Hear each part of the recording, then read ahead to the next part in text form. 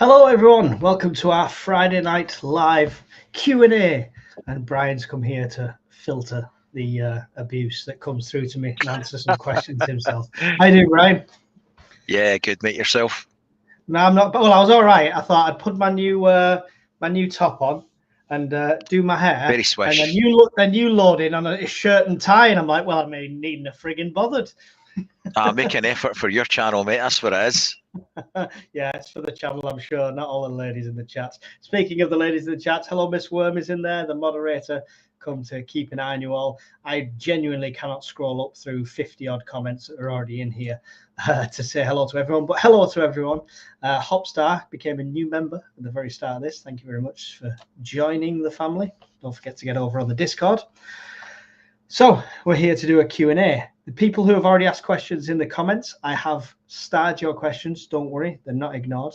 I will try and see what I can. I will miss some. You have the option to put capital letters, so I see it. You have the option to super chats and all that rubbish.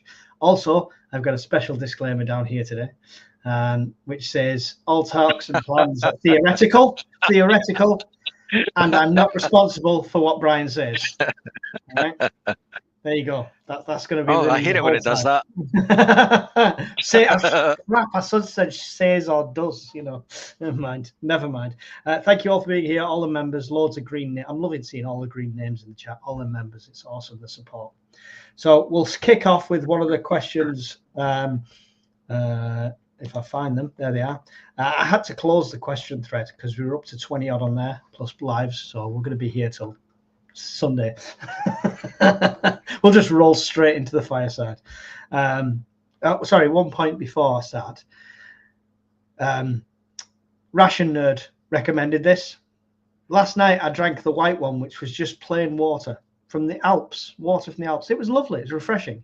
Yeah. I've just opened this as we're about to start, and I've tasted it. And it's just pish from the Alps. Oh, people probably like it, but like soda water, where people just drink soda water. It tastes like that, and I can't drink soda water. It's ringing. So see, that's like you Diet Coke drinkers. That's how I think of you when you don't have the smooth, luxurious taste of Pepsi Max. See, I would rather drink this piss than that piss. So there we go. Anyway, let's get into the first question.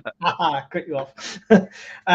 Right, just for future reference, Kelly I and Phil, they asked like 20 questions at each of these. We might have to do a special just for them.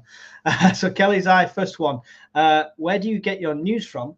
And how do you make an assessment of global, national, or even regional situations regarding the potential for a collapse? I mean, that's very specific, a potential for a collapse. But do you want to start, Brian? Where do you get your news from? Everywhere. You've got to corroborate your sources, and you'll have trusted sources as well. So mainstream media tends to be filtered to the narrative of the day. So if it's a political item or topic, then it's not a good source of information. But if we're talking about, like he's saying, for a SHTF scenario, these things generally don't just happen overnight. There'll be a lead up to that, and you've got to sense check it and trust your instincts. I mean, you know as well as I do, we look at all sorts of pages every day, all day, and you sense check it. So if you're looking outside and they're saying there's going to be low wind and your power's going to go out because the turbines aren't turning and it's blowing a gale, then you've got to call an element of bullshit on that. But there's different websites that I'll mark in favourites, and I'll link them later if they want to see them, for power grid monitoring, gas levels, that kind of stuff. But any news articles, I generally check multiple sources, whether it's Twitter as well, different places, and try and get corroboration. Yeah. And then I post it, because apparently my channel's turned into a news channel. No. Be good. You doom and gloomer, you. Yeah. I'll admit, right? So this is going to get me stick, right? Watch the chat go off it now. I will watch mainstream media because you do get a handle on some things, and I think there's truth between the lies and stuff like that. So I will check it regular basis, BBC, Sky, and stuff like that. I've said BBC now. That's it. That's my television license guy coming knocking. You check what? Sorry.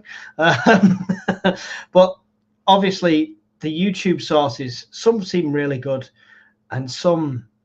I mean, I was following NY Prepper when I first started, like coming onto YouTube and stuff, and it seemed legit because his intelligence panned out on a few things.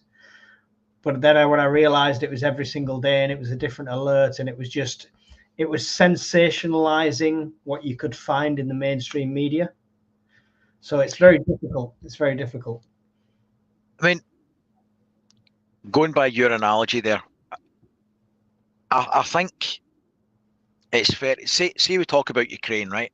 Mm-hmm. You'll get articles on the news, whether it's the news on the TV or the internet or whatever, that there is a war in Europe. And you'll have all these narratives as to who's to blame and why.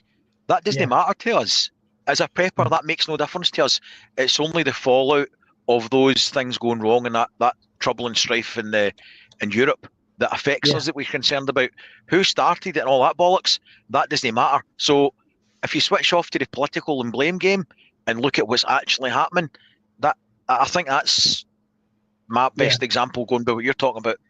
Yeah, it's interesting. He mentioned regional though, as like round. Do you have any sort of, I don't know what you have in your area. I know certain areas have their own Facebook community groups and stuff like that. What would technically back in the day be the church notice board. Do you have anything like that for your immediate area? There's like the village has got a group, a Facebook page, and that tells you about different clubs for the kids in the community and that sort of thing. Yeah.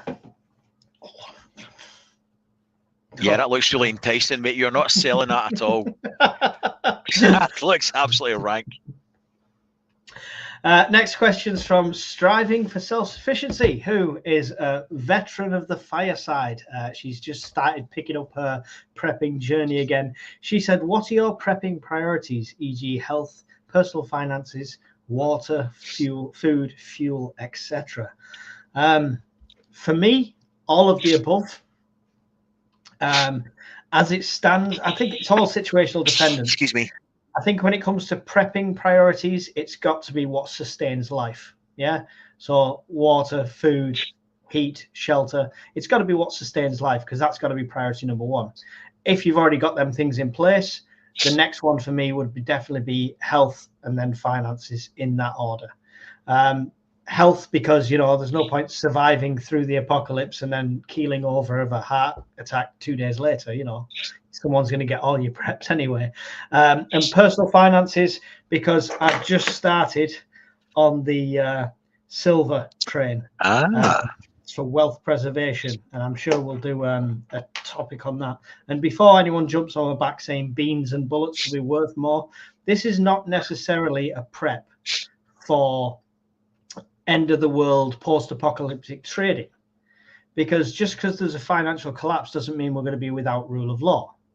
It just means how they value everything is going to change, and the value of this and the value of other precious metals could skyrocket. So it's kind of a prep for, not for the total Teotihuacan, but just to do you trust the banks would be the question. Brian, what's your prepping priorities? Power. More power. Sorry. More power. I would split those into two categories: supporting categories and prepping categories. So, health and personal finances to me are supportive. Without your health and without finance, you can't prep, right? Or not effectively, because both of those things will have a direct effect on your ability to prep. And without your health, your prepping's worthless anyway. But as long as you've got your health and you can work, then your finances should be on check and in point, and then you can afford to buy your water, your food, your fuel, etc. But for the prepping point of view, it would be water, food, fuel. And fuel is a rabbit hole, whether it's solar, petrol for generators, diesel, whatever, propane. It just depends what your poison and your budget is. But I would go with supportive in one hand, which would be health and personal finance, and then your prep side. Yeah. There you go. Hope that answers your question, Ema, and it's good to see you. Hopefully we'll get you back on the fireside for 1 or 2 episodes soon. Let's have a look. I will get to some of your live questions as well. We just want to try and tick some of these off the list as quick as we can because we've got a load to get through. Close that one off. Zebra Prep asks, what preps would be best / should you prioritize if you've got limited space? So this is an interesting one because neither of us are sat on acres of farmland, are we? So we've had to prioritize that anyway. But it's going to be circumstantial, right? If you're a 1-bedroom flat, or if you're a 3-bedroom terraced house, or if you're an acre of farmland, there's lots of differences. But what if you were very limited? What would you start with? Would it be, because you don't want to stock loads of water barrels if you've no space, right? No, and you couldn't. It depends what we're talking about as limited space, like you said quite correctly.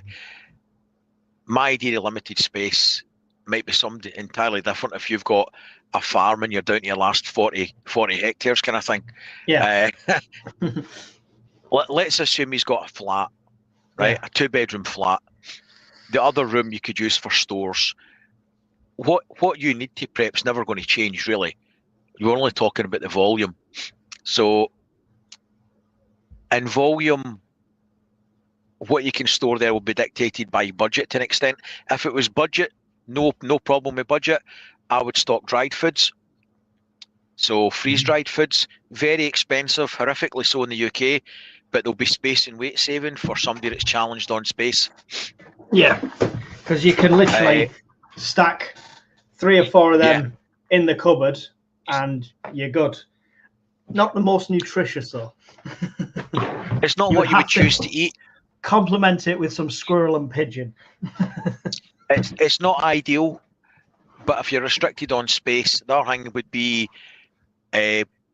buckets, food safe buckets, and where Mylar, oxygen resorbers, and go with the staples of rice, flour, pasta, salt, sugar. Yeah. And then try and supplement it with protein items, chickpeas, beans, and your short-term stuff, tinned food. Water, I would probably go for life straws and see the one you put in the bath, the bag. Yes, the bag. Yeah. That. Yeah, that's good. I mean, you can just, it depends what you're using for filters. If you've got some sort of filter in, you can just put it in an emergency situation. Don't worry if you've not got that bag yet. Just make sure your bath's relatively clean. You know, it's not got somebody's toenails in there. And then put the plug in and fill it up if the power's cut off, sort of thing, because that could be, you know, your last lifeline of water. But yeah, for me, for this, it's about intelligent prepping for me. It's about utilizing what little space you have. You might be in a 2-bedroom terrace, but the previous owners or the landlord, if it's rented, has just boxed off that space under the stairs. They just put a big sheet up there. Tear that off. There's a lot of space in the loft. There. Yeah, up into the loft, all sorts. There's all sorts of different ways you can. I've done some space-saving things under the kickboards in the kitchen. And I think Full of Hope would say stack, stack, stack, because if you're intelligent, you get the right kind of boxes, the right kind of buckets and stuff like that. You can utilize, don't just have tins loosely on a shelf. If you fill in a torch that the lid seals and it stacks lovely onto another one, that suddenly becomes a lot better for space. Yeah. So yeah, just it's about the clever little tricks, but I would look at water filter instead of water storage, like Brian says, and less bulky foods when it comes to less bulky, unprepared foods, we should say. Yeah. So yeah, there we go. And look at the foraging and the alternative ways of getting food, because if you can't store that much, you might run out after 30 days. You're going to have to think of how you're going to replenish that supply. Excuse me. What's going on in the comments? Let me try and catch up with it. Brian's priority preps are Frey Bentos and Pepsi Max. For a charity event, we could. How many could you fit in a mini or a camper? All proceeds goes to Mike's charity event. So I go, good idea that, Lanx lass. We'll have to figure something out. I could fit a lot. Limited space. Do you really need those children? Must be lots for sleeping dogs. Yeah, love that. Love that. Just You trying to always need scan those spare through. kidneys. Well, yeah, that's it. Yeah, make sure your partner's got the same blood type as well as the kids. You know, it's good to have options. Right. Okay. So let's go back to the main questions. Where are they gone? I'll lose this whole time. Right. That goes. Next one's another Kelly's Eye one. At what point after SHTF situation would you be prepared to raise your head above the parapet? Ooh. Here we go. Okay, so let's scenario this, Brian. Let's power's gone. You don't know why. It's not an EMP because your phone was still working and stuff, but the power's gone. It's been over 5 to 6 days, and the BBC radio and everything like that's gone silent. The government's saying nothing. So you've just clicked into full-on prepper survival mode. You know nobody's coming. That's where you're at. How long before you reach out to community? I'd have done it probably about 4 days prior to that. Okay. Where I am. Yeah. So 4 days after the benchmark you put in place, I would be knocking the neighbours' doors, seeing if I was getting anything on the radios and comms kit that I've got. I would be sounding them out if they heard anything. Yeah. By day 3, if it was still dark, still no signs of anything coming on, no chatter, no local authority presence or anything like that, no flights, no helicopters flying about, I would feel compelled to take matters into my own hand as a community level and encourage people to sequester resources from local shops under the premise of a community council by day 3. Right. Okay. So yeah, you're very. That scenario, that 1 second after really affected you. That book, didn't it? 100%. I think it's a Bible to live by for what we are talking about there. Yeah, we're gonna have a fireside on that when Dave eventually does his homework. But I've got a few issues with that as well. The second time of reading it, I've got a few. I don't think the timelines are quite as accurate as they should be. It's got a slant from our friends across the water, though. Yeah, of course. Yeah. We'll have to write slant our that we own wouldn't version. have. For me, that would be it. For me, this question, if it was to me, in the current situation I'm in the position I'm in, I wouldn't be putting my head above the parapet, I'm afraid. I've not got that immediate community around me, unfortunately. And it's why I'm trying to help build a network, and it's why I'm trying to get a network off the ground, and it's why I'm trying to move. Because if I move to where I want to move to, I'm going to have a lot more of family members in arm's reach who know what I do, who would turn to me and come to me anyway. So I would instantly have that sort of community. But at the moment, Kelly's Eye, I would be hiding, boarded up, pistols loaded, crossbow pistols, crossbow pistols loaded, and just waiting. So that's me at the moment. Yeah, so let's have a quick look in the chat, see if anyone's commented on that one. Talking about Sab's trailer. That's all. They're not even listening to us. We could sit here and talk about anything. They're all just having their own conversation. Weird background noise, mid music. Yeah, we'll just sit here going. The elevator tune. That's a copyright strike right there. Right, another one from Kelly I. What reference materials would you carry with you? Handbooks, guides, maps, medical tomes, etc. He says carry with you, so I don't think this is home library. So if it was a situation, Bugout, whether you're in the camper wagon of love, or whether I'm on my bicycle with a trailer with 12 kids attached, what reference materials would you have with you? There's PDFs on my phone anyway of herbal medicine, basic shelter construction, fire and survival, that kind of stuff. There's so many I haven't even been through them all, and a lot of the reference material that I'm talking about is also on the Discord channel anyway. If plus links to people if you want to go and look at it. But Yeah. his question kind of hints that we're on foot or mobile. So that's going to dictate that you can't be carrying a lot of, or shouldn't be carrying a lot of, heavy shit like books. But a pocket Lofty Wiseman's SCS survival book, I think, should be like the King James Bible for anybody, even with a backpack. Yeah, yeah. Well, it's I've got the go with my Bugout bag. Literally, I've got Food for Free and the SAS Pocket Survival Guide. So that's what I've got. That's the two books that will always be with me. I've got a reference library here, and I'd hate to leave a lot of it behind. And if the Bugout was in a vehicle and it was like organized, I'd probably take a lot of them with me, especially the medical handbooks and the one about medication. It's all right raiding a pharmacy, but you don't know what you're grabbing and what the dosage is. So there's loads I'd want to take with me, but them two are my two go-to ones. Do you take any actual hard material ones, like if you didn't have the PDFs, or God forbid it was an EMP? I've got lots of books, but the small pocket ones, I've got the Lofty Wiseman old version SCS survival book. Yeah, that would be in every backpack I ever carried. I've got two of that actually. It's a great book. It is. It's great. It was great when I first got it when I was about 12, 13-year-old or something like that, and you were trying to set snares for squirrels in the forest. How do I start a fuel, water, fire? Let me see. Right. Okay. So I hope that answers that question, Kelly's eye. Let's go back to the board. I've got a dedicated Kindle with all the right books on it. There you go. Do you keep that in a Faraday? Just out of curiosity. That would be interesting to know.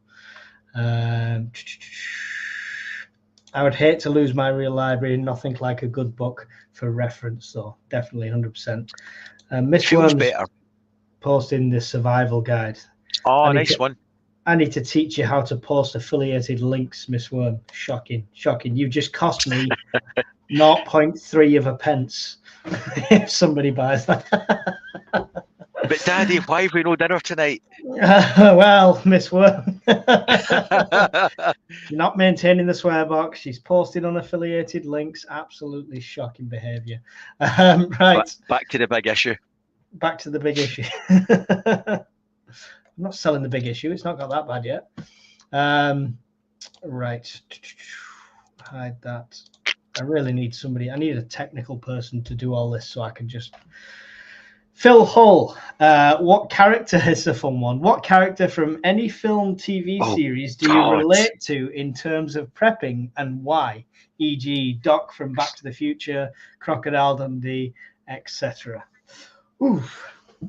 Wow, you can go with that one first, mate. What a strange question.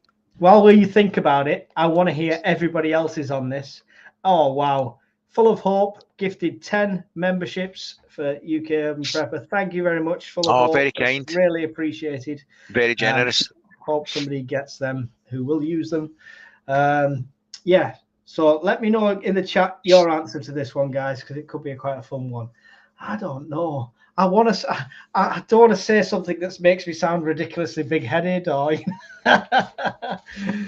it would, for me, purely because I idolize Arnold, right? And I know I'm not built like that, but it would be Arnold Schwarzenegger from Commando.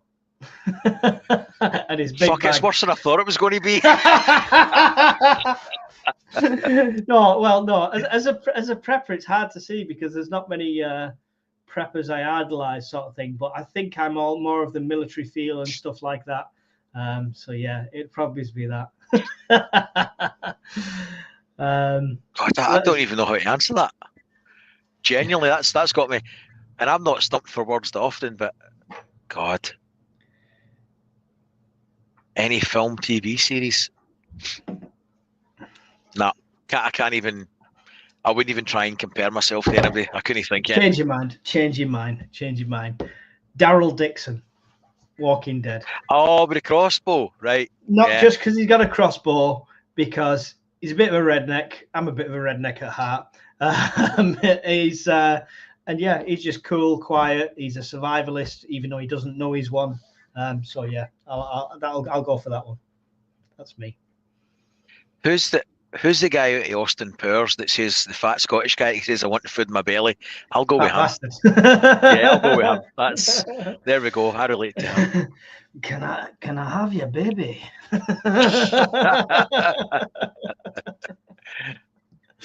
Jesus. Right, Yeah, I genuinely okay. can't answer that one properly. Let's have a look, see Excellent if we've got any in question. the comments for this. Sab's Workshop became a member as well. Thank you very much, Sab. I don't know if that was one of the Daryl guests, hasn't set himself on fire. What's that? What have we got? Commando is a top film. See, Rift knows the score. Oh no, it's a shit film. What? No, it's terrible. How is it terrible? Oh, it's absolute dog shit. You've got Let off some steam, Bennett.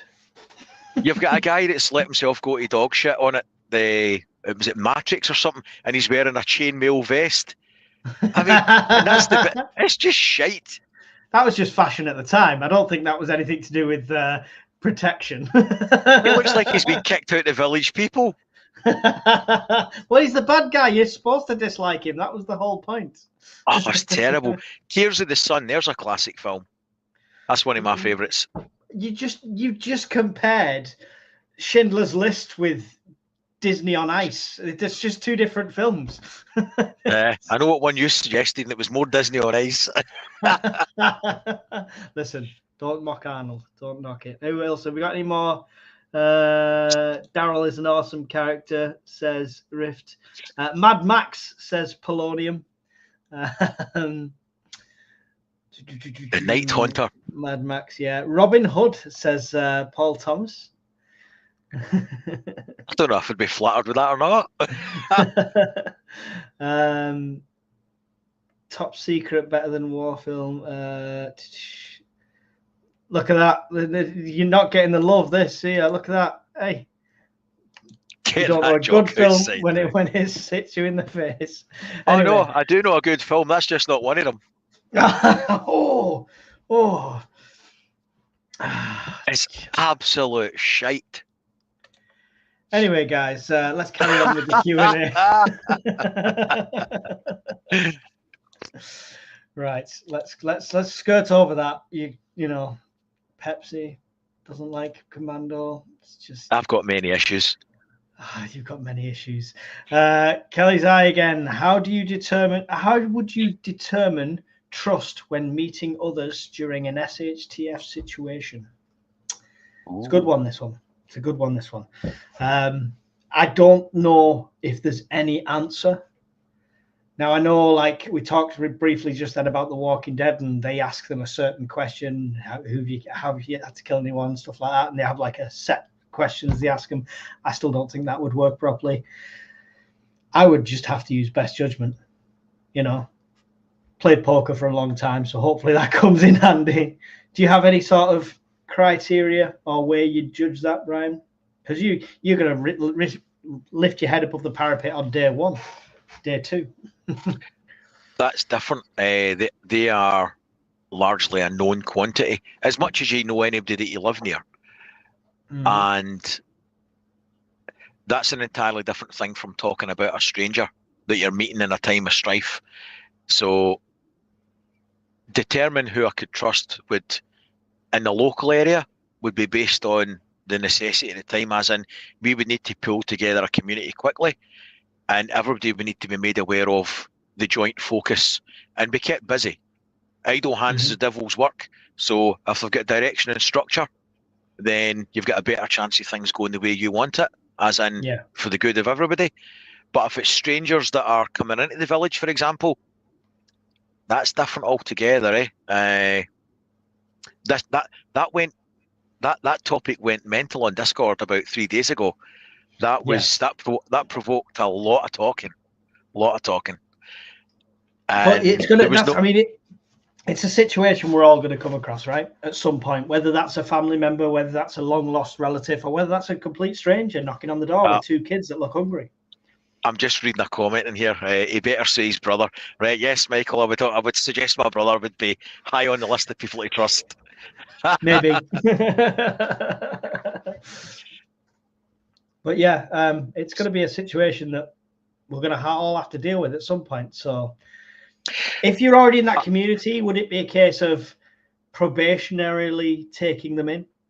So they come in, they turn in any weapons they've got. They get given a job, and you just got to keep an eye on it, right? I think you would need to assess on need as well. Your available food stores, what skills they've got, tradecraft, brickies, joiners, electricians, anybody with a military background, police, law enforcement, anything, nursing, medical, dentistry, usable skill sets, because let's be honest, you might have somebody that's a doctor or a nurse, but if they've got 5 kids and you're letting the Waltons in, then that's going to have an effect on your food stuff. So that's a horrible situation to be in, that you could be forced with the scenario of turning away somebody with children. Yeah, which is the grim reality faced in that recent film, the Homestead. Homestead, yeah, where he's got people at the gates. So interesting. That was a great film up until the end. Oh yeah, happy clappy. Then ending. They let everybody in. Yeah, and it's all wonderful. But I think the end was a pretense to we're going to do a series, and I think that's the whole the idea of the end. That was the whole thing. So I'm going to do a review on that, I think, at some point. Not as in depth as Canadian Preppers. I'm just, where was I up to? Oh yeah, I was up to Mike kick him out. That was where I was at. What other comments have we got in here? On the reverse, what could you say to convince others that you are trustworthy? Oh, well, there you go. They can make their own judgments. If they don't trust me, they know where the door is. Hopefully, I will be the one they're coming to, not the one seeking help. And if I have to seek help, I like to think I know enough people up and down this country that I could go to, even if it was just as a pit stop to get me to where I needed to be. So do you feel like you'd have to convince other people you're trustworthy if you're going straight for that community building, Brian? Or would you say, what you said, something like they'll always follow a plan, right? I genuinely believe that. Otherwise, in the absence of direction, the only alternative is chaos and anarchy, and tearing your hair out and hoping somebody's going to come along. I don't think, I'm going to put a spin on that. It's a good question. I don't think you'd have to convince others that you're trustworthy. I think you'd have to convince them of your value and skills and what you could bring to the table, which is kind of the same, but you can talk about trust all day long. But if you've actually got nothing to offer, then you can be the most trustworthy person, but bye. Yeah, this is it. They touch on that in the 1 Second After book as well. It's quite early on, and it's not quite. It was about midway through, and there's refugees going across the road, and one of them at some point in her career was a high-powered businesswoman who probably is used to getting everything she wanted, and has resorted to selling the only asset she has, which is herself, and not doing very well at that either. So it's scary how quickly tides could turn, you know. The Scoutmaster suddenly be the king of the world. Scouse Prepper, what is your biggest prepper blunder or regret? Do you know yours while I can ponder? Getting married. Oh, brave words. Given that my wife's watching and it's Valentine's Day, I do not echo Mike's sentiments at all. I'll put a slight spin on that question. That I think my biggest prepper blunder and regret will probably be realised when I need it and I don't have it, or I've bought crap. I think that's probably when I'll realise it. Because at the moment, I think I'm doing everything right, or I think I'm doing it the best I can. But if something was to go suddenly wrong tomorrow, I may very well quickly realise what my biggest prep and blunder is. Because if I knew what it was, I would fix it just now and tell you about it. But the fact that I can't means there's probably something there that I'm not aware of. So on the other foot of that, the last word is regret. Is there anything you've done that you regret doing and wish you'd have done it another way at this stage? Again, I think you'll probably regret no buying more or having more Yeah. or learning more when you need it. I wish I took a bushcrafting course, a skinning and cutting course. I think I wish I'd bought more of this, that, and next thing.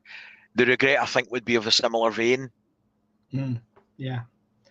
Okay. Yeah, sounds good. Well, for me, I mean, I'm probably the same in your sense. Like, I won't know until it hits the fan that, you know, this filter's crap or blah blah blah. But I do test and use a lot of my stuff, so hopefully that stands the test of it. But for me, it's probably the fact I've been prepping a long time and I never classed myself as a prepper. Just had a pantry full of food, just kept things on hand. It was just the way my mindset was. When I started getting into it more seriously and started watching YouTube, I got suckered in by the doomsayers and stuff like that. Yeah. And that didn't just sucker me in, that made me buy. Like instead of doing a weekly shop of 200 quid, I was spending £1,000 on tinned foods that week because of a video some guy put out that I thought, oh crap, it's happening now. So that's my biggest regret or blunder, doing that. And if I could do it all again, I would plan better and I would plan storage before purchasing. Not buy, don't spend a fortune at wholesalers on tinned foods, get it home and then think, where the fuck am I going to put this? So yeah. Plus, it all goes out of date at the same time then, or you know that's the other problem. I've noticed that. So that might be what he's asking slightly.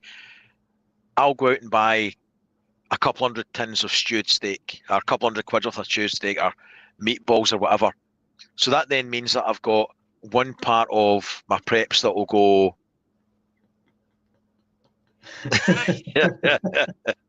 That's nasty, but true. I think that the dates and buying things in bulk and it all going out potentially at the same time, or buying tinned food that's acidic, that's got a short shelf life that I wasn't aware of at the time when it started out.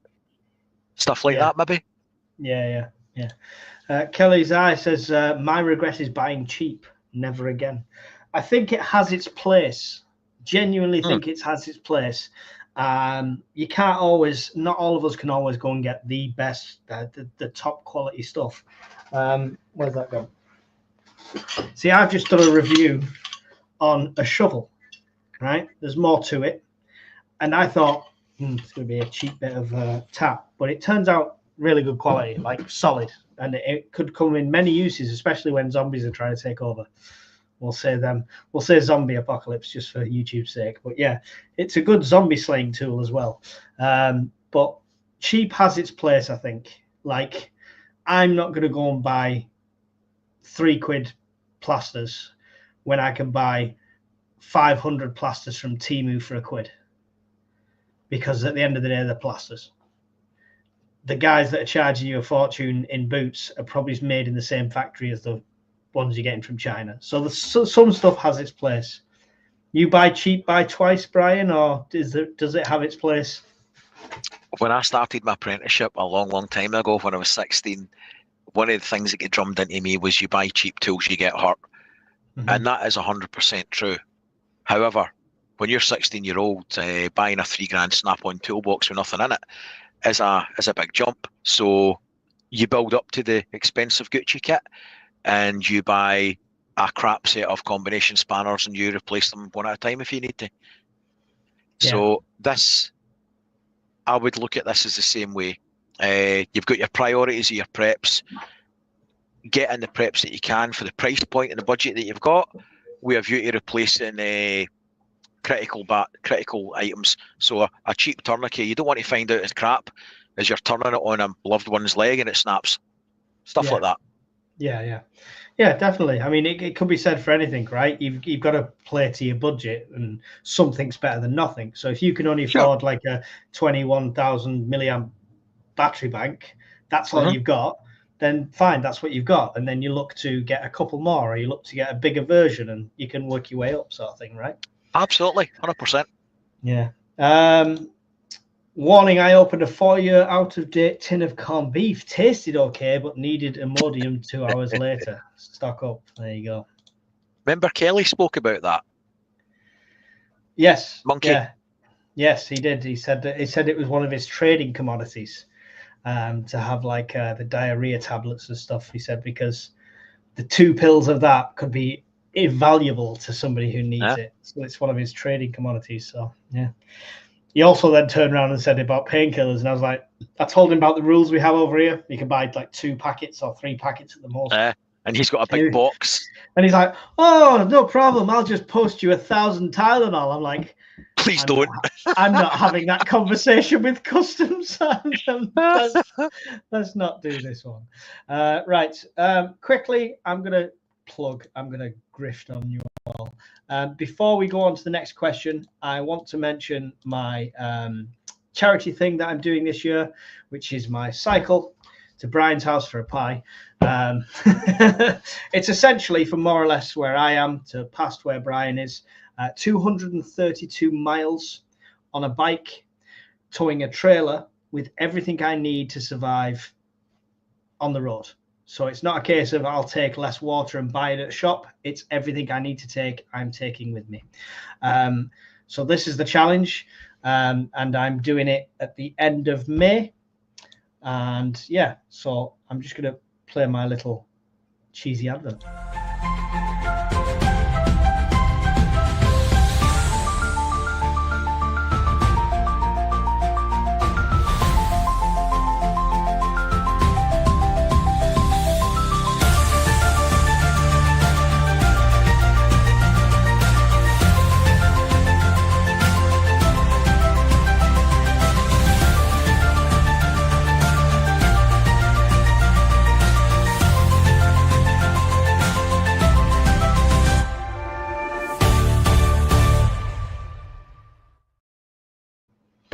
Yeah, so the Just Giving's up to £280 already, which is absolutely awesome because we are only like, we've got I don't know how long we've got like 3 months at least to go. And that's already at 280 quid, which is awesome. People have already sent me stuff off the Amazon wish list and I've had PayPal donations, so it's all great. I've made a decision on the channel as well. Last time I did this, I put every bit of revenue in the last month into the charity box, and we had an extra £600 donation that we put into British Heart Foundation last time. This time it's for Help for Heroes, and everything from now till May, every bit of channel revenue, 50% is going into the charity box, like everything from now till then. And then in May, 100% of all the channel revenue will go in the charity box because I want to smash the same target as we did last year. So everything you donate on the channel, super chats, PayPal, everything like that, all goes towards it. So thank you for taking that time. Brian's going to join me on the cycle back. No, fancy the cycle back. Return journey. I was going to sit in the trailer. I do have 2 e-bikes here, so. You're going to do carry one while you ride one. When it dies, swap them up. I watched the guy that did that. He did the Great Glen Way on the same e-bike I've got, and he had an Anchor power bank strapped on the back of it, and then he stopped about 2 o'clock and charged it up, and he got the whole Great Glen done. Wow, that's pretty cool. He was substantially thinner than me though. My bike would be on fire by the time I got there. I looked at the electric bikes, but I thought it'd be cheating. Hope you're wearing luminous lycra, mind. I am definitely going to be a mammal, middle-aged man in lycra. So make sure you tune in. Please don't. Please You've don't. You've got to. You can't do this really in jeans, mate. You can't do this in jeans. Think of your subscribers. We'll always sit like this with eye bleach. I am. Half the content's going to be for this channel and half's going to be for my OF. It's fine. God. One camera pointing out, one camera pointing at my face, and one saddle camera. Please make sure we get the right channel then. Thanks very much. We want the right camera. And it ain't the crotch cam. He's lying. Thank you for posting all the links in there, Miss Worm. I appreciate all the help I've been given so far. So anything really is appreciated. The Just Giving page is the best way to give because you get the gift aid as well. So, and you know, I don't have to worry about it then. Right, let's get back to the questions before we're here all night. Philip Hull, What do you see the Meshtastic initiative being used for by UK Prepper Network members as an end goal? Nodes to contact each other, a full UK network, regional connections to help overall SHTF situation. It said at the end of there, cut him off because he did type too much. But yes, yes, yes, and yes, and yes. That's what I want. What did you talked to me about Mesh quite a while ago, Brian, didn't you? Saying, oh, we should get into that. That'd be quite good. And then none of us really followed up on it till Hawkins came on the scene. What do you think of it now? Fault. I think it's brilliant. Yeah. If you imagine CFAX of old, a lot of people might not remember CFAX or really old bulletin boards on the internet. There's got potential for all of that. But at a local level, you can start to build it. At a regional level, you could definitely do something. Yeah. National level, I would say, is aspirational. And it is aspirational, but it's doable. Yeah. I mean, the network itself is going so quick. Discord's been an absolute godsend for us, bringing people together. And it's all about individuals and how much they want to put in. Hawkins himself has set up a network that covers most of the East Coast of the UK sort of thing. And that's him just going out, literally putting up nodes himself. So yeah, go learn more about it and stuff. And I really want to do it because, I mean, for me, worst case scenario, I've got, where's it gone? It's gone. I've got nodes here. There's one. There you go. There's one there. That one gets great signal. Even here. It doesn't even have to be in the loft. It gets great signal everywhere. My partner works about 3 miles down the road. One of these in my hand, one of these in her car, means no matter what happens, I can get a message through. Right? So even if you're only using it for that local communication, I can always get a message through in that way.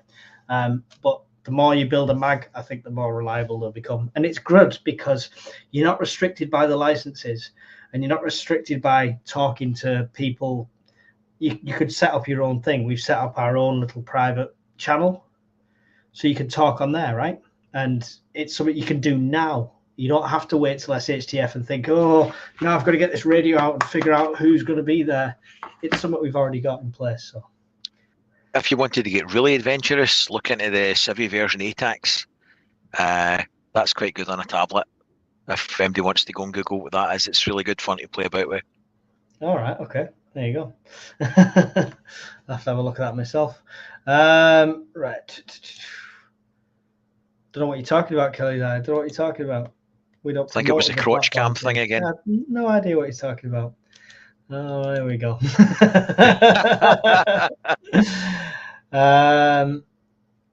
Run my mesh devices for 2 days now, not a sausage. I had that first.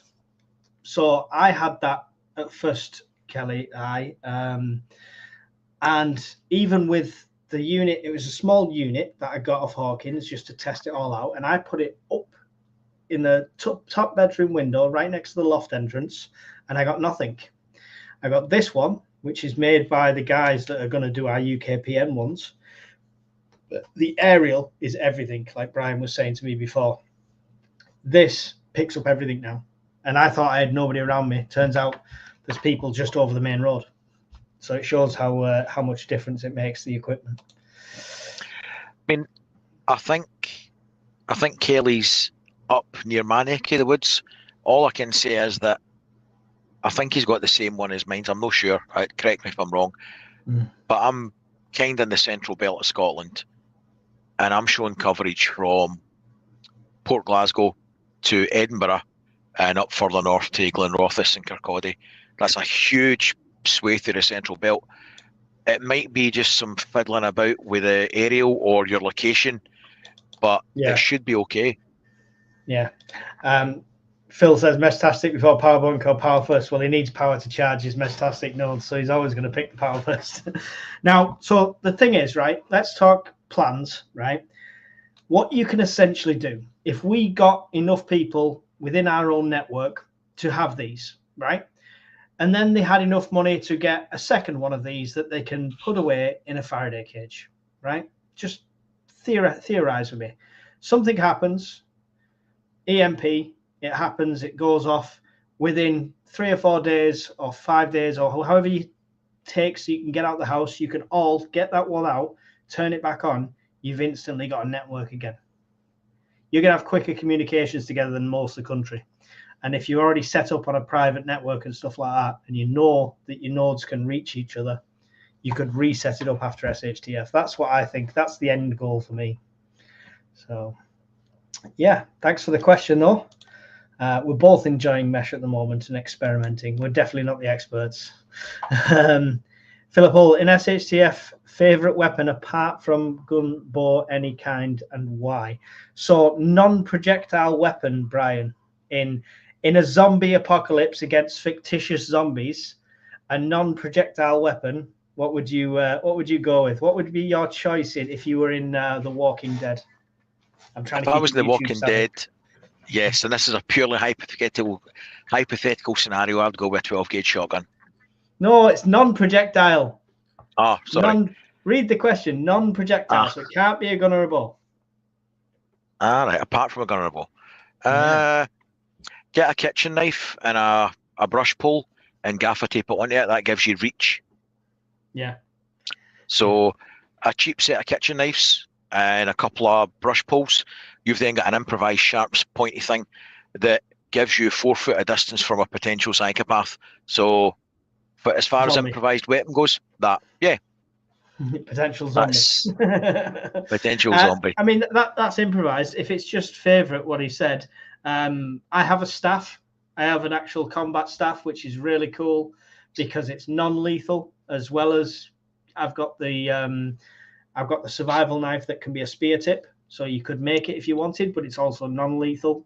But it depends on the hands it's in. But I really do like a staff if it comes to non-projectile. That would be my goal. For zombie apocalypses, of course. For theoretical zombie apocalypse.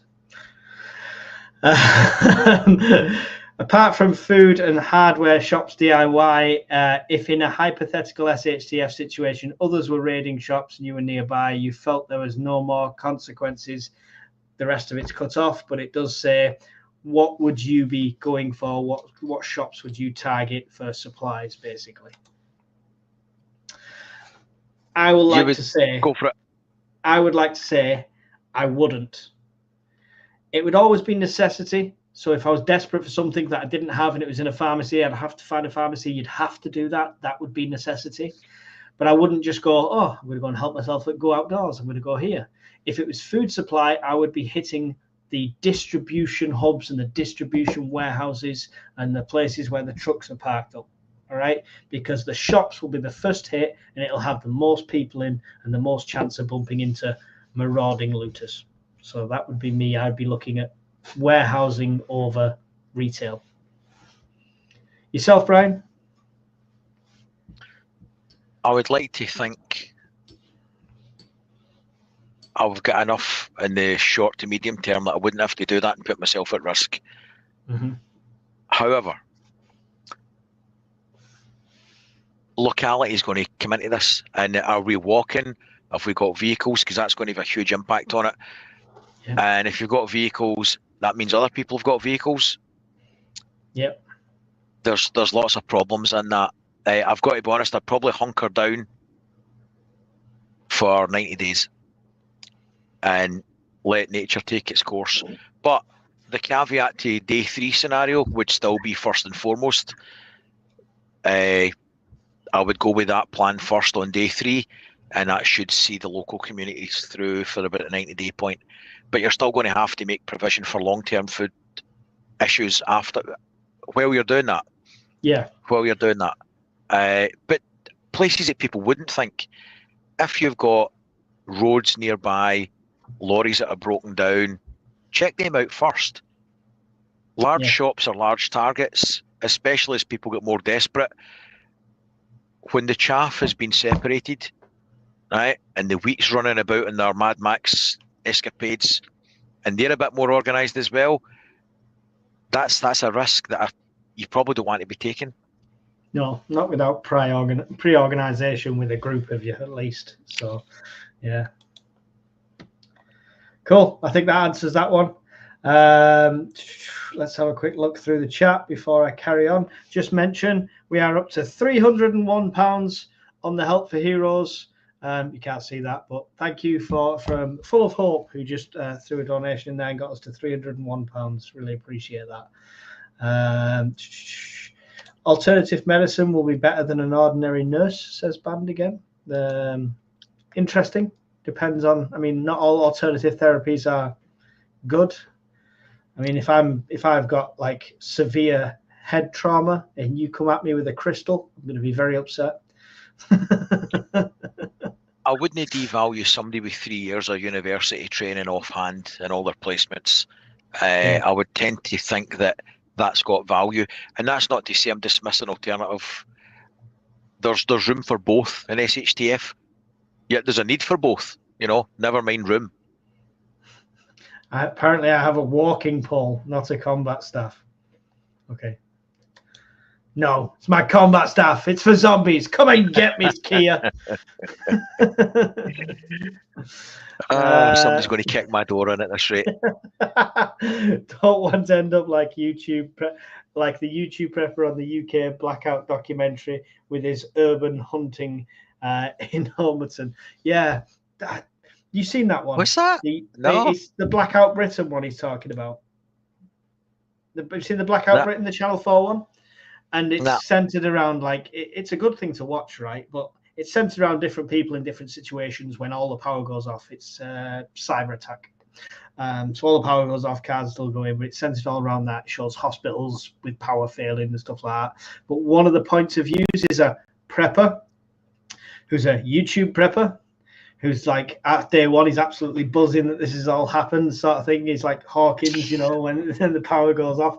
But he's leaking the radiators to get the water out the radiators and saying, look, it's brown, but we can clean it and all this. And then he cooks in his garden. Then he has a generator going in his garden. His neighbours see, and his neighbours come round and they pretty much, you know, liberate him of his preps. So then he has to go out hunting in Iceland. So, but it's yet again Homestead. It's one of the things I want to pick up on that when I do. We do some sort of video review on it. Is having all the preps in the world but no way to protect them and no security plan is insane, absolutely insane.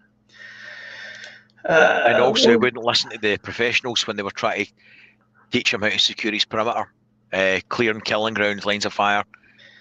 People live in their own little bubbles, and it's all peace, love, and harmony, and you can let everyone through the gates, and you'll all live happily ever after. That's why I hated the ending of it. It ruined it. It negated that whole message. No,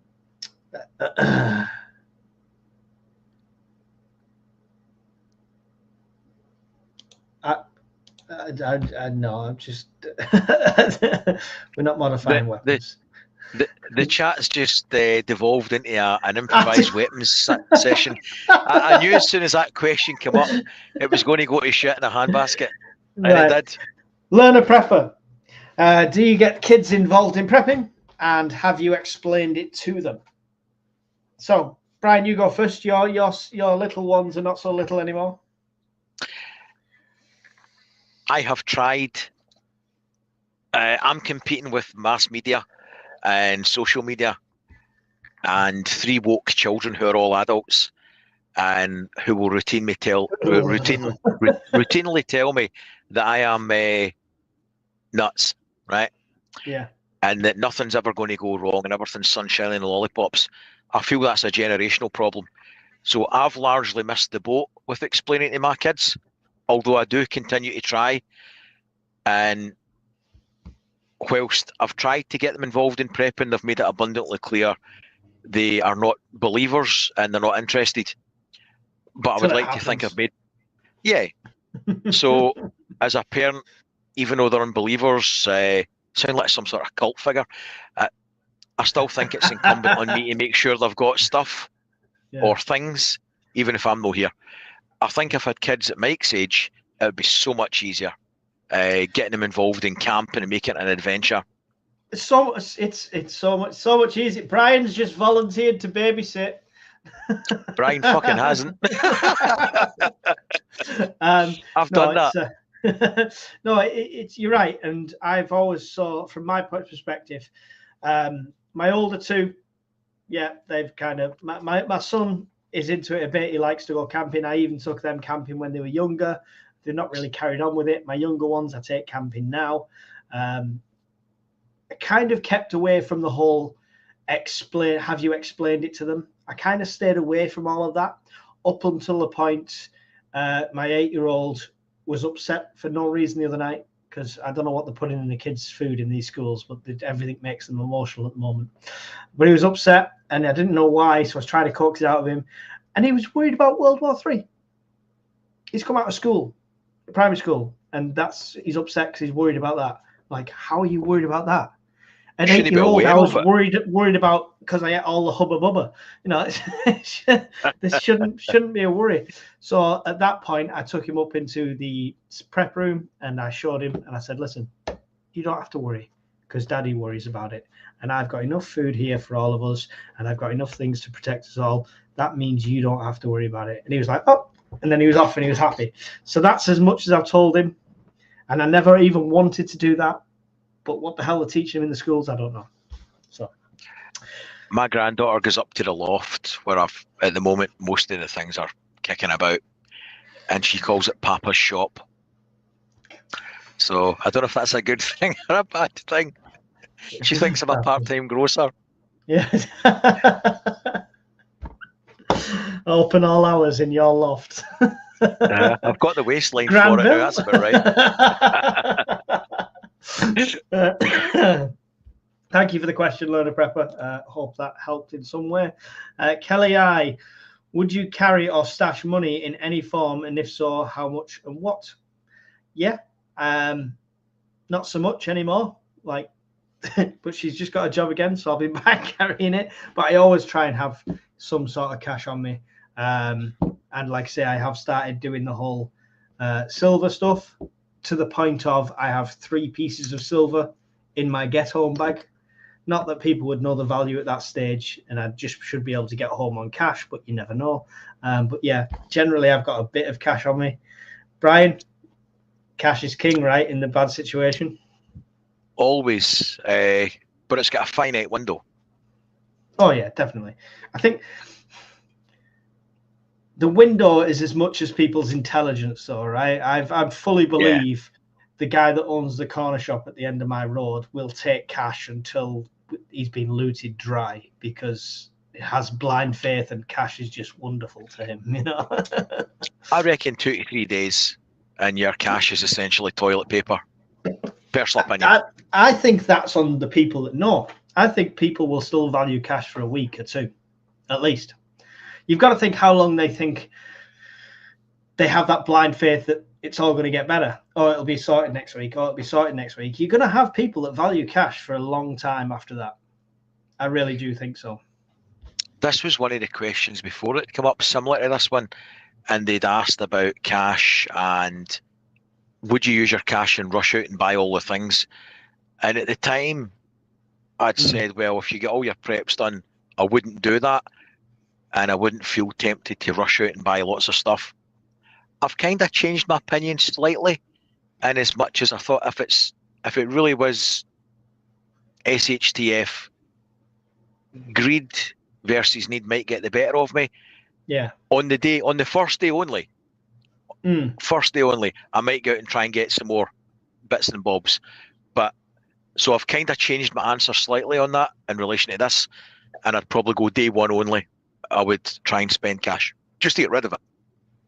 Yeah, I think there's a question I've got saved that's similar to this from Full of Hope, but we'll see when we come to that. But I'm a similar sort of thing, but I genuinely believe like some of these shops will take it for days. I'll clean him out of whatever he's got left with whatever cash I've got on me, to be fair. I'll literally go in there with whatever cash I've got. I'll have everything, take everything I possibly can. So, but again, you've got to be careful with that, because do you want all your neighbours seeing you come back with 15 bags from the local corner shop all of a sudden when the power's gone off? Make yourself a target. Depends how good looking your neighbours are and what I thought I'd get for a tin of beans, mate, if I'm being honest. I joke, of course, beloved, when I go in the house and she's waiting with a tin of beans to stick it as a suppository. Clearly a man that's never been to Burnley. I have actually. Have you? Last year, I was working round about Burnley, Wigan, all round about there. Yeah, well, you've seen the talent then. Anyway, right. Let's push on. Where are we at? We're getting there. If you need to go at any point, just give me the nod. You're all good. Not working tomorrow. Quick one from Elusive Dartmoor. When did people start prepping?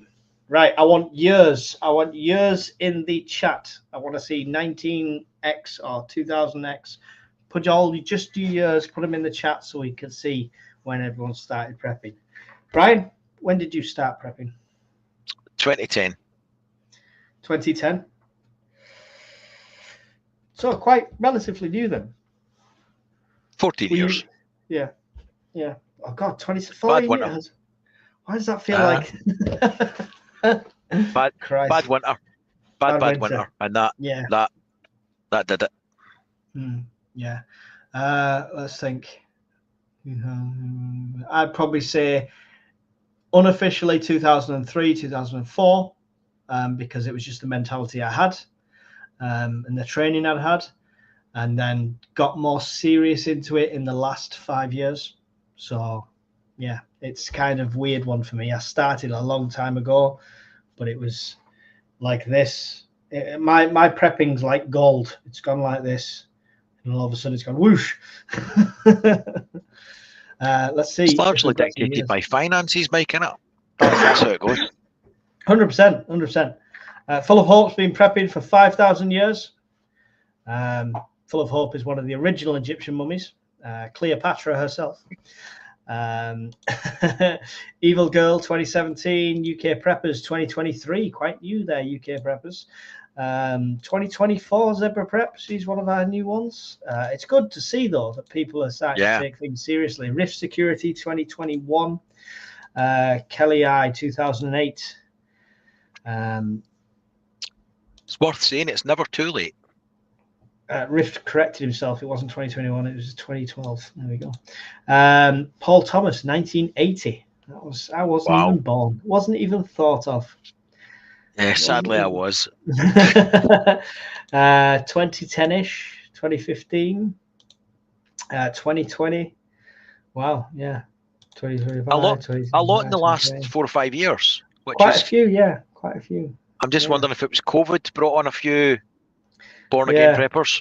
Definitely. Andy seems similar to me, 1988, but more recent, 2015. Probably similar sort of thing to me there. Yeah, it's good to see. It's nice to see that things that have happened haven't totally fell on deaf ears. I know lots of people gone straight back to one-day delivery and bury your head in the sand, but at least some took notice. It fills you with a little bit of faith. Good question. Thank you, Elusive Dartmoor. It's a good one to get everyone else involved with as well. Oh, this liquid death is repeated on me. Somewhat rotten. Oh. Which grid down? This is from our very own Miss Worm. Awesome moderator. She's got a book. Go and check her book out. Which grid down / SHTF situation worries you the most? Go on, Brian. You're the doomer. You know what I'm going to say? You're the doomer. I'm the doomer. No, I just do newscasting now. I just report the news. Right, okay. Well, tell us the news, Brian. The one that... Don't even start me. I'll just go off on one again like last night. I'm not even going to get down that. No, don't. I'm not going to do it. I said I wasn't going to lose my shit about it. Cunt. Sorry. Anyway. Never mind. That's us demonetized. So donations are appreciated. Go on, Brian. What situation worries you the most? Because whether people want to bury their head in the sands or, 1 month talk about World War III and the next month talk about it, nothing's going to happen at all. That's entirely up to them. But we've all prepped for reasons, right? So what's yours?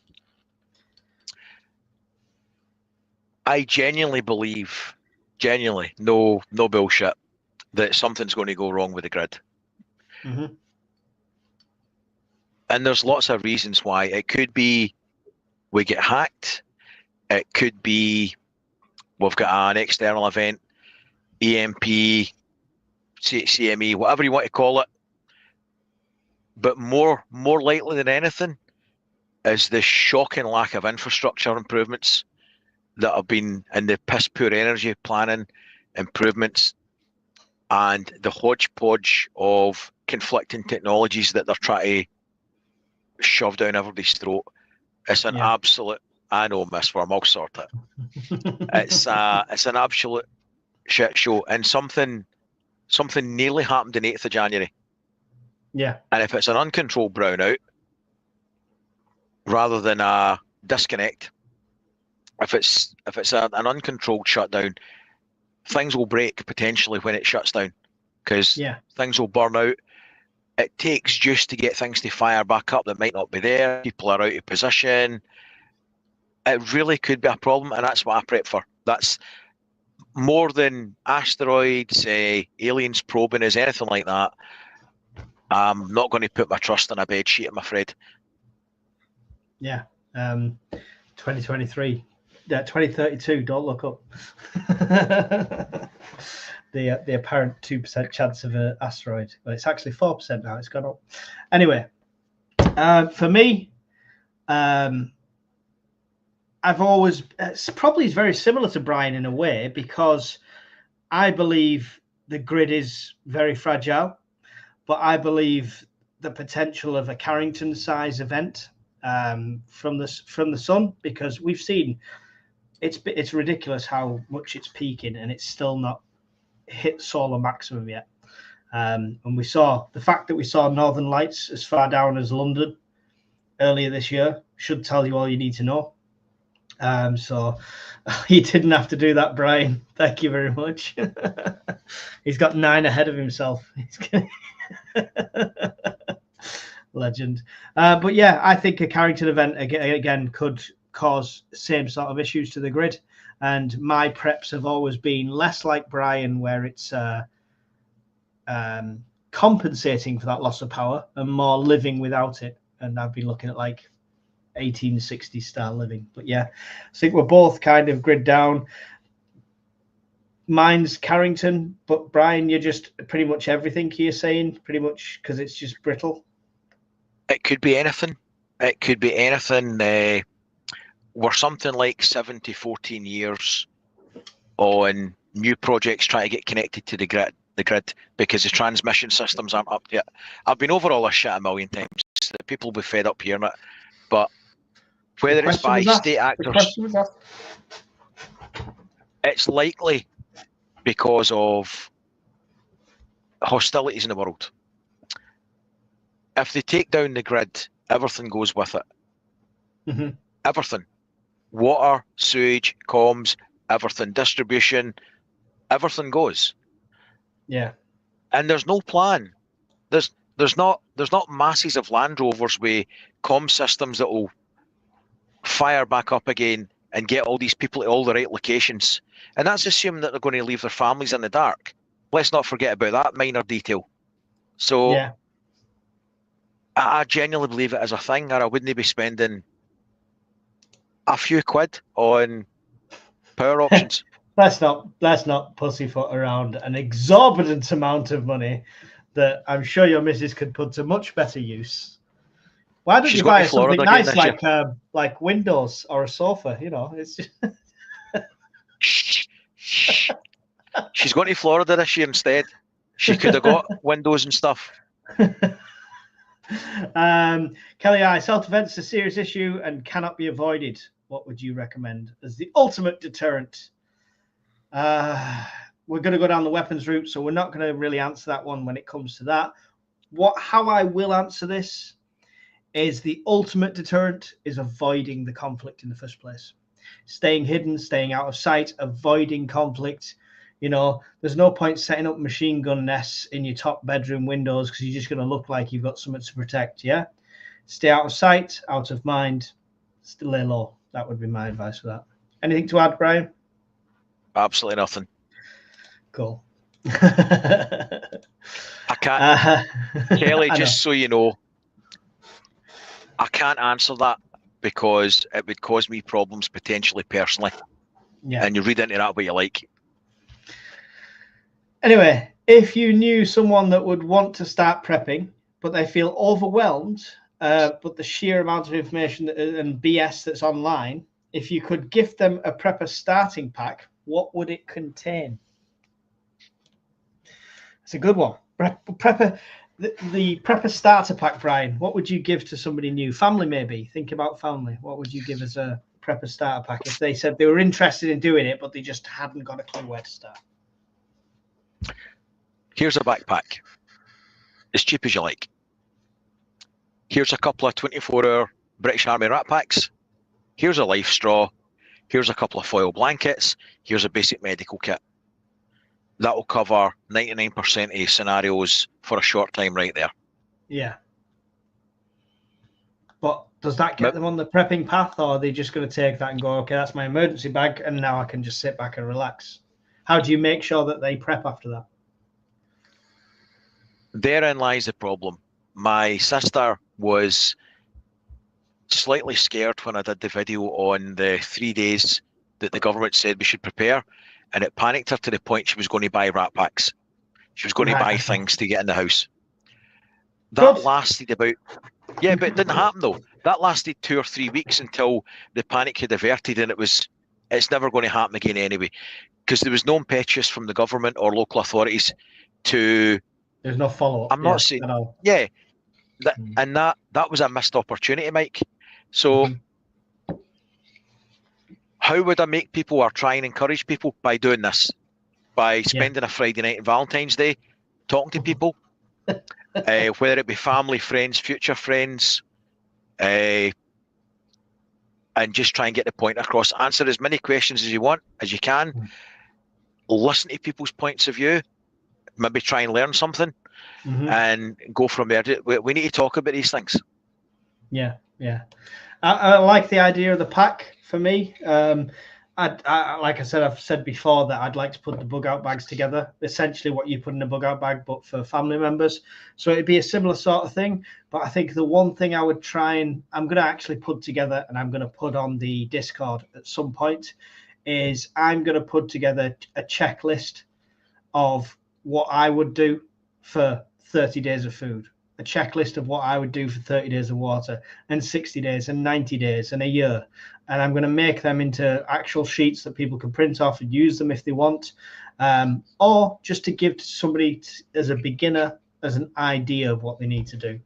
So information is the one thing I'd want to pass off to them as much as possible. And everybody gets an SAS survival guide. That's the whole point. Nige Webb became a new member. Thank you for joining, Nige. Nice to see you. Don't forget to check out the Discord. Let's have a look what people are saying in the chat here. If you have to go out, look confident, not cocky. There you go.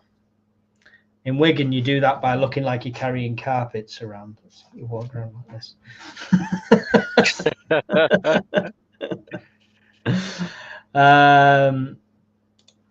Apologies to Mrs. Scottish Prepper 73 for hugging the whole other half on Valentine's Day. It's fine. I'm not putting out anyway. She's probably thanking you, Miss Worm. Don't you kid yourself on, Mike. She'll be in there salivating in my return. I know my worth. I'm not putting out, right? I need romance in my life. Watch as this van starts to roll as she pushes it off the drive. I would advise it. It's a bit of a giveaway. Go Grey Man, be unseen. There you go.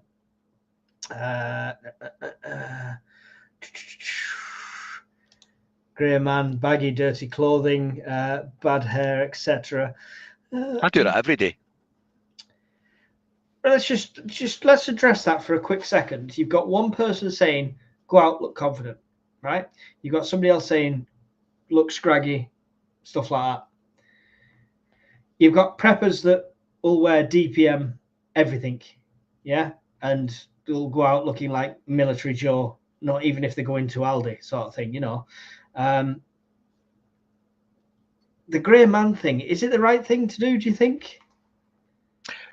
Or if you wanted to go out and inspire confidence and look like you had yourself put together and get people to follow you, you'd want to look a bit less disheveled, right?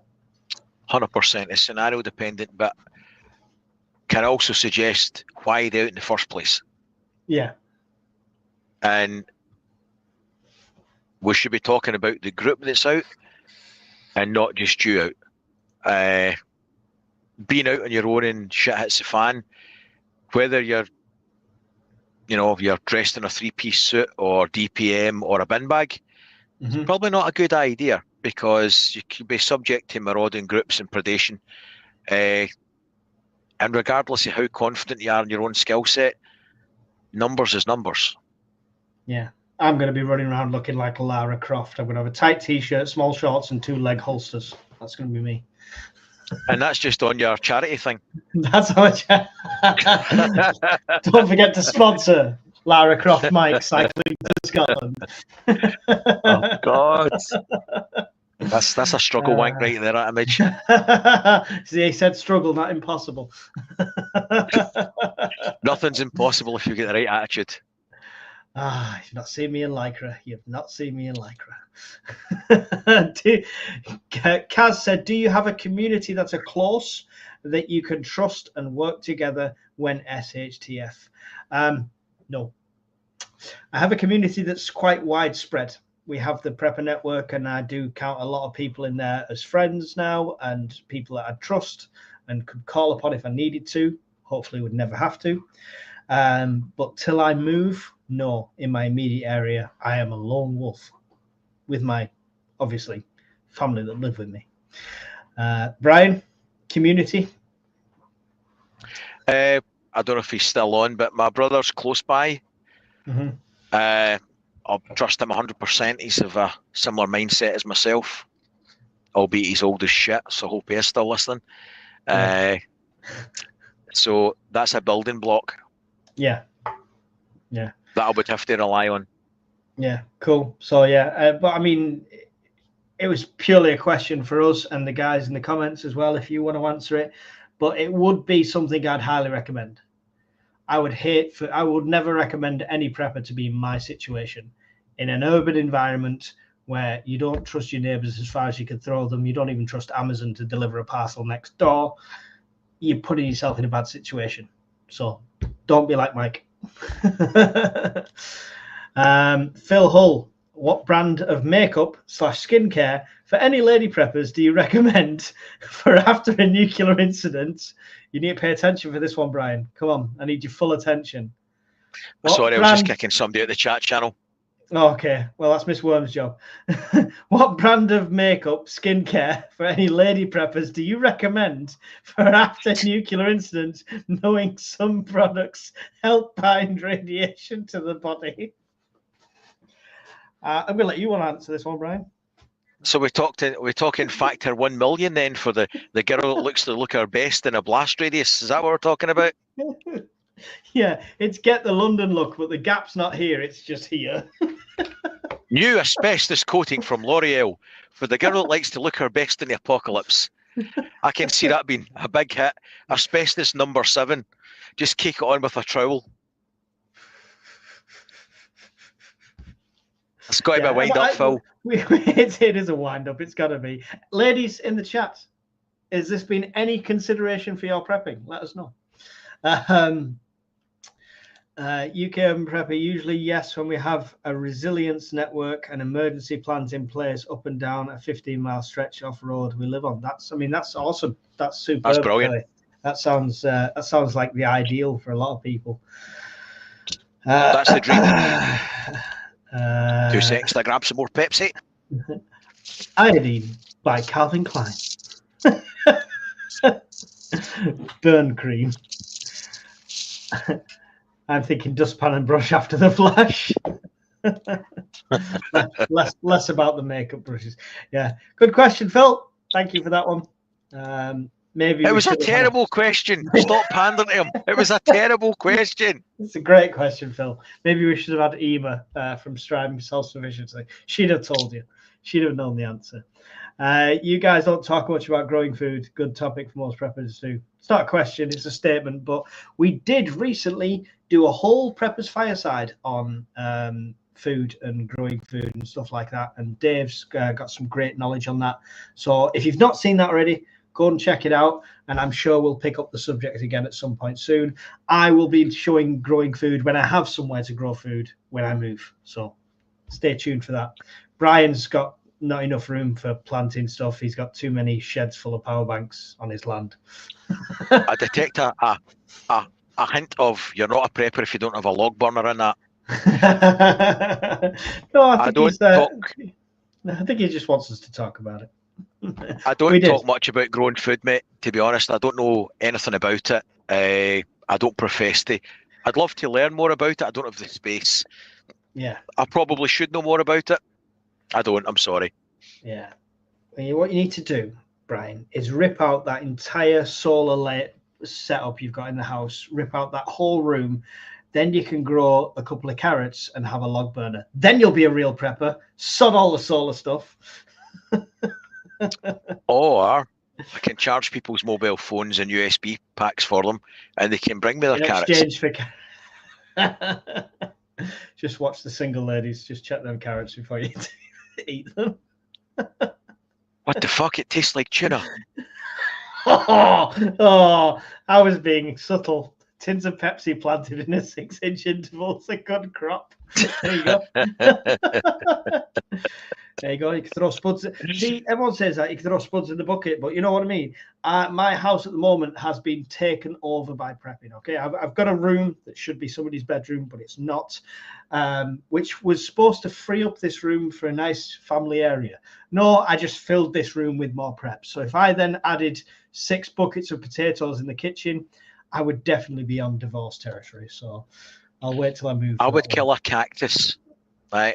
Are you one of those? Shipman of the plant world. Yeah. I would walk past it, and you could be in a wonderful greenhouse full of things that's grown. I walk past it. 2 minutes later, it's tumbleweeds blown out the door. Good point by Amphia. Productive gardens will just attract the wrong sort of people near one's home. There you go. So you need to do some guerrilla gardening, which is a really good subject, which I'm going to cover soon. I'd love to. Medicinal. I've looked at hydroponics a little. I bet you have. That's just standard extra income in Glasgow, isn't it? Got to use that power somewhere, Mike. You get Winston round. He'll rig your electric meter. It's fine.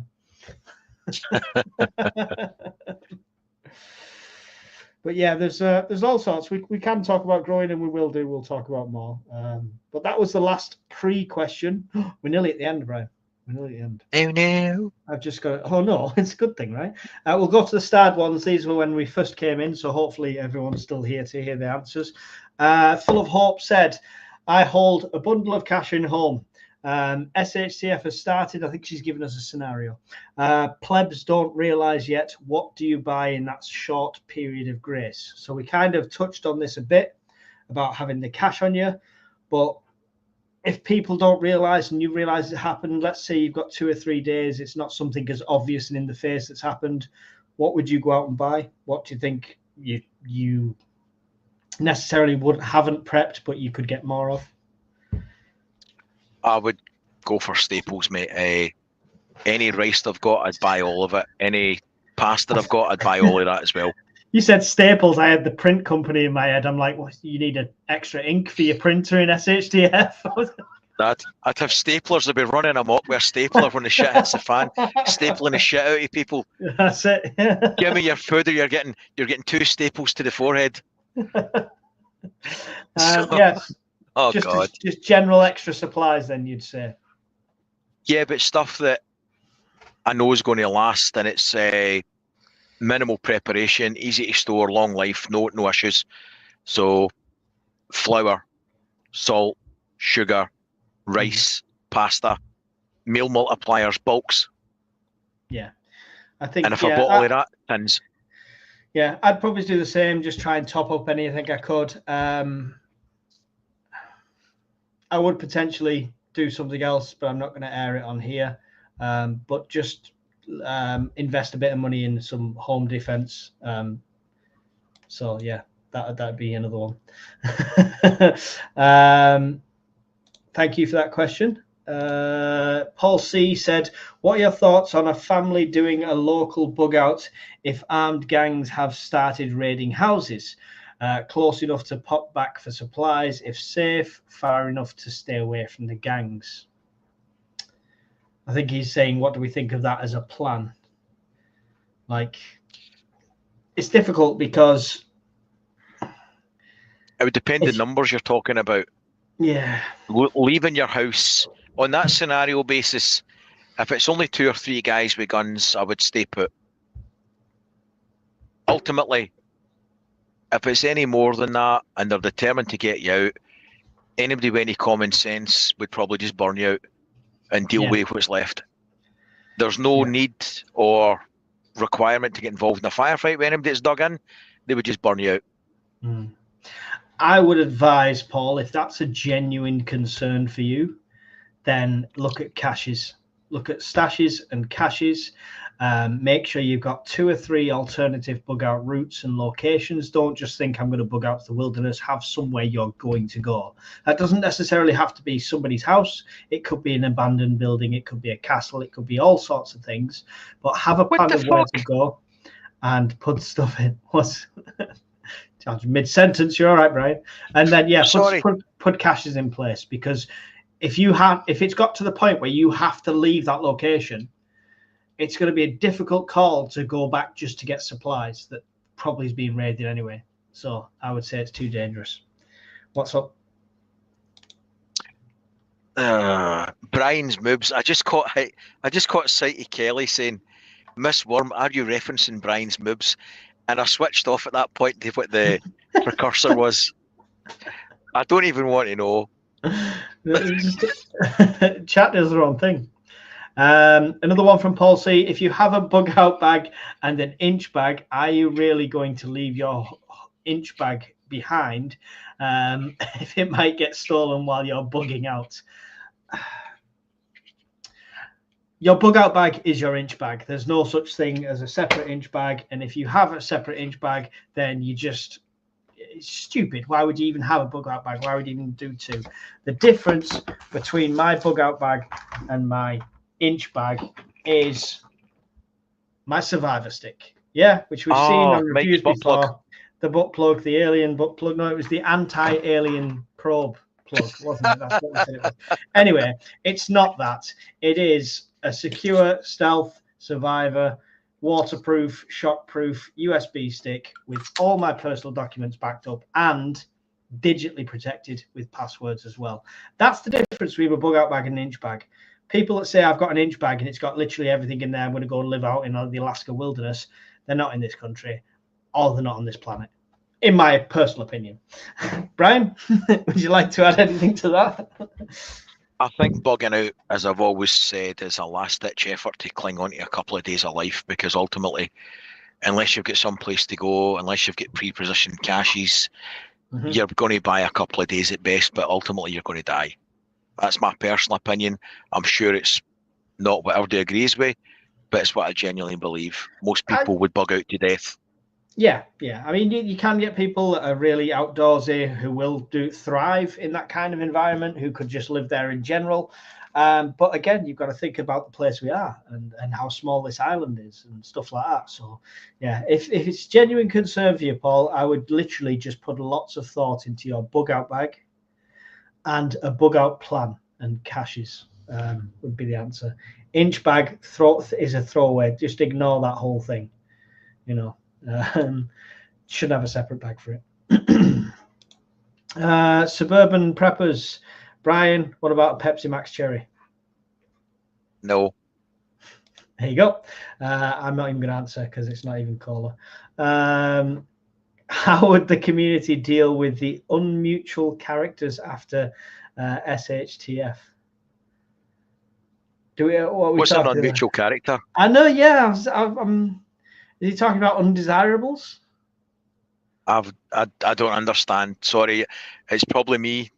I'm getting old and I mean, Unsavoury characters, is that? I assume he means people that you wouldn't want to meet up with generally.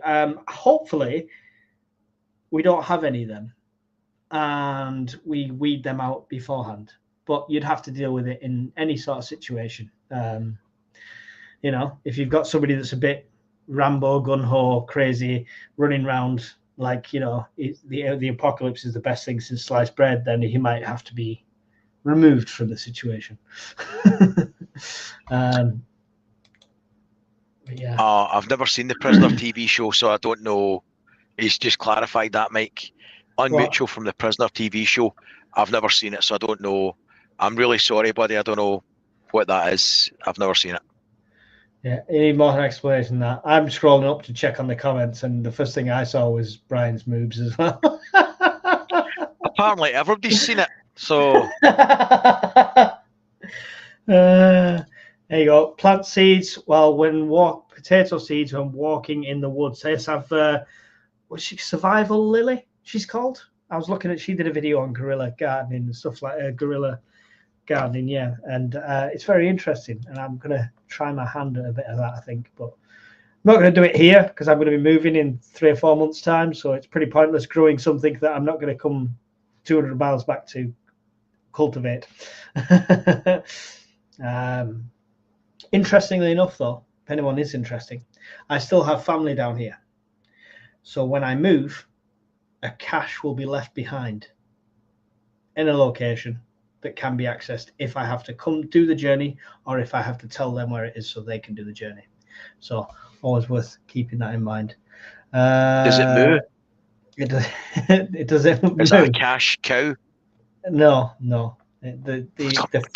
The family that moos are divorced.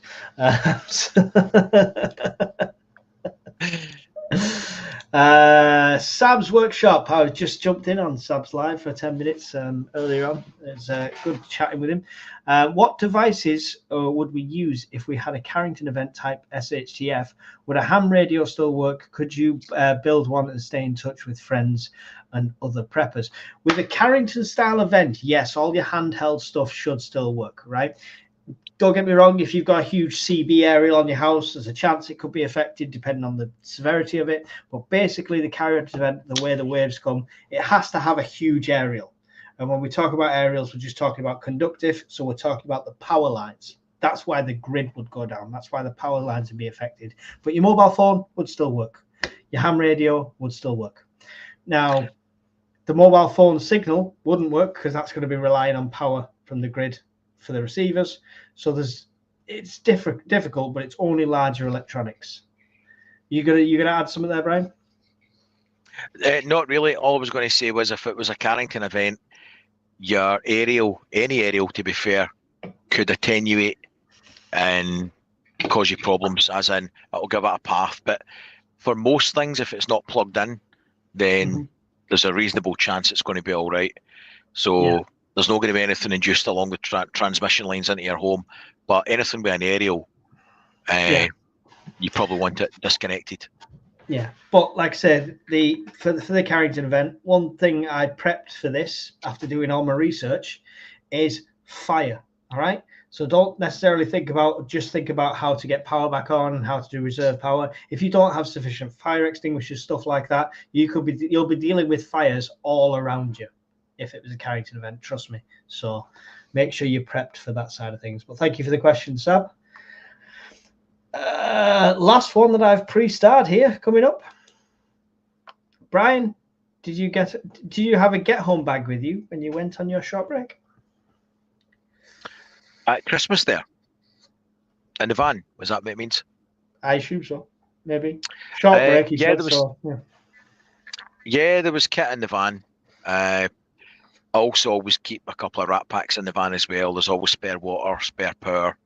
So, what's the plan with going to the States? Do you have anything in mind, or is it a case if it happens, then you're just going to have to wing it the whole time? Because you can't take a Bugout bag on the plane. It's not going to be carry-on. Realistically, there's a lot of stuff you couldn't take. It genuinely worried me, and this is the slight problem with prepping. Yeah. try to live a life as well as prep without it taking over your life.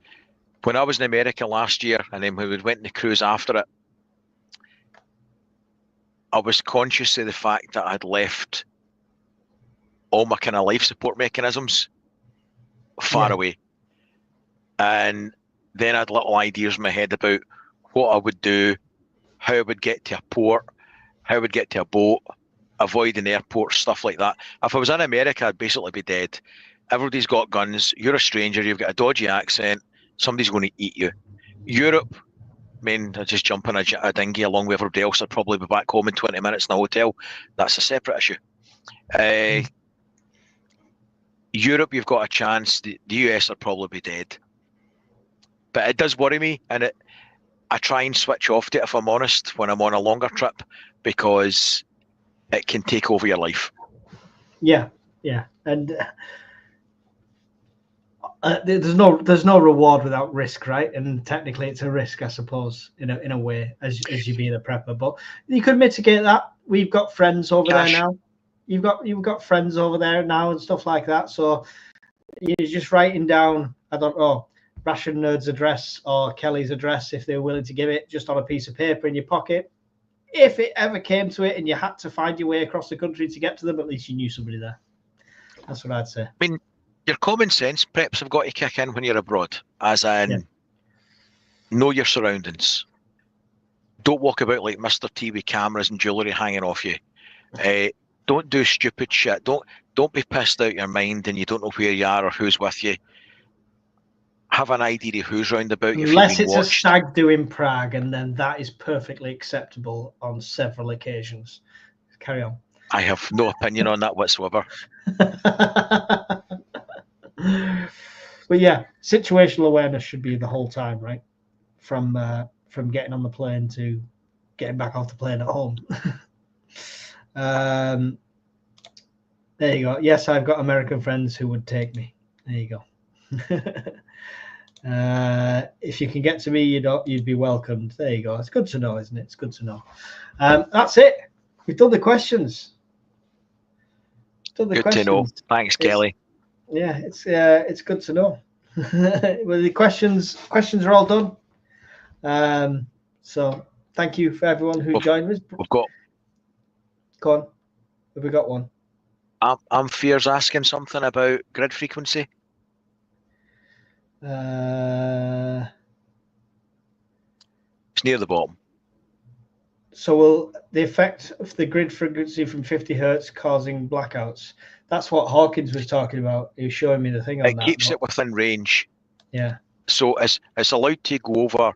They'll alter the frequency to try and keep the grid up and running, but it can only do that. It can only go plus or minus. I linked it, I think, about a month ago in January when this was all kicking off.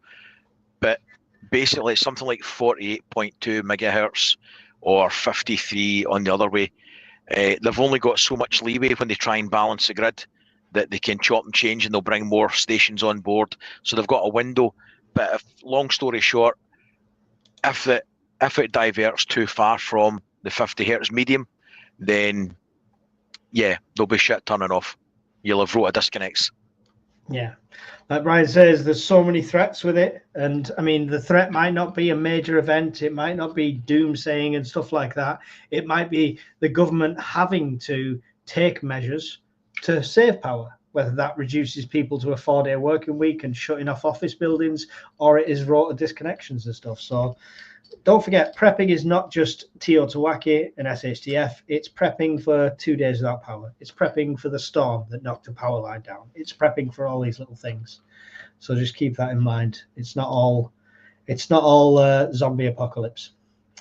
If you go to that link, it's really quick. You can just write it down.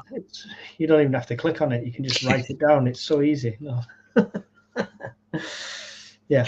If you click on that and go right to the bottom, it will show you any problems, including the frequency deviations, plus or minus, low frequency or high frequency alerts, plus unplanned outages and stuff. It's a good website. Yeah. Miss Worm said, please like the video if you've enjoyed it. If not, what you're still doing here, you ungrateful blighters. Much love. Brian, while we've got 74 people still here and we're coming to the end, please sell Scottish Prepper 73 to the people. I used to do reviews on prepping kit, things that interested me, and Don't do it. that sort of stuff. But these days, I'm a news channel, and that's all I talk about is the news, and it's never ever going to happen. So you're wasting your time if you watch my channel, because I just talk about the news, and I'm not a prepper. Right, do you want to do it properly now? I'm just saying that's the word on the street, so that's fine. I'm happy with public opinion. Brian has some great knowledge on power banks, does some reviews on all the kit, even the stuff that you might not be able to afford, down to the little stuff that you can afford or start off with, and he'll take you through all that journey, as well as showing you what kind of power it uses and how you can deal with that. And he's got all sorts of other preps. It's funny watching him trying to build a Faraday cage and test it. So go and check out his channel, and soon he'll be cooking Fray Bento's pies in all sorts of methods because we've demanded it from him. There you go. I'm hoping to do a video on the solar install if the guys will let me. So that'll be the end of February. They're going to put solar panels on the roof and a new inverter and new batteries. So if the guys don't mind me filming, I'll try and do some content of what a solar install involves in an average house. And so that's of any interest. Speaking of our American friends, Robert McNamara's in the house. Thank you for here. You are late again, but never mind. But at least you're here. At least you're here. That's all that matters. Brian's coming to your house if it all goes wrong when he's on holiday, just so you know, Robert. Michael price up his Lara Croft outfit. Yeah, I'm not going to do any plugs apart from to say I already did my little video thing. I need to play it again, don't I? Because Robert missed it. Oh no.